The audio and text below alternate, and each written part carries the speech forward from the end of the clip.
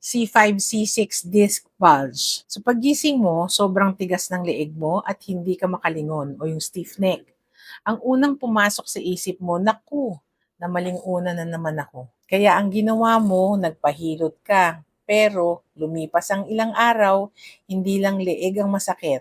Biglang may gumuguhit na parang kuryente mula sa batok mo, pababa sa balikat, braso, hanggang sa namamanhid na ang hinlalaki at hintuturo mo. So bago mo sisihin ang unan mo o isiping napasma ka, makinig ka muna. Baka naipit na ang kable sa leeg mo. Ang tawag dyan ay C5 and C6 disc bulge. Bakit ka ba nangangawit at nakukuryente? Isipin ninyo na ang mga buto sa liig natin ay pinaghihiwalay ng mga shock absorbers na parang jelly donut. Dahil sa tinatawag nating tech neck, yung buong araw kang nakayuko sa pagsi-cellphone o nakaslouch sa harap ng computer, naiipit ng matindi ang harap ng buto sa liig mo. So dahil naiipit ang harap ng donut, napipuwersa na lumuwa ang jelly papunta sa likod.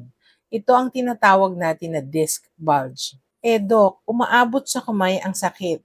Dito napapasok ang problema. Saktong-sakto sa likod ng jelly donut ay ang C5 and C6 level ng spinal nerve. Dito siya dumadaan at pinakamalaking kable ng kuryente na nakakabit sa balikat, biceps at daliri mo.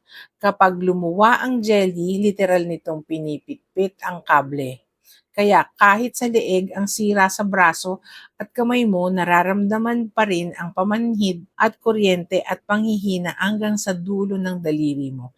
Ito ang pinakamalaking pagkakamali natin, ang pagpipilit na ipakrak o ipatunog ang leeg ng malakas para daw lumuwag. Wag.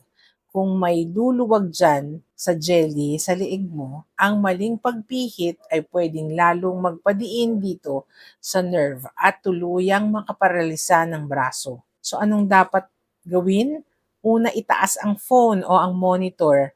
Pantay sa mata mo para hindi ka nakayuko. Pangalawa, subukan ang chin tuck exercise at iatras ang baba mo na parang gumagawa ng double chin at i-hold ng 5 seconds at i-relax. So nakakatulong itong i-align ulit ang leeg para mabawasan ang ipit sa jelly donut. At syempre magpa-check sa rehabilitation medicine doctor or sa orthopedic surgeon na spine specialist. Huwag laging sisi sa unan ang pananakit sa lieg at ayusin ang posture para hindi maipit ang cable. So tag mo yung mga kaopisina mong laging nakayuko sa cellphone at dumadaing ng stiff neck and follow for more medical truths.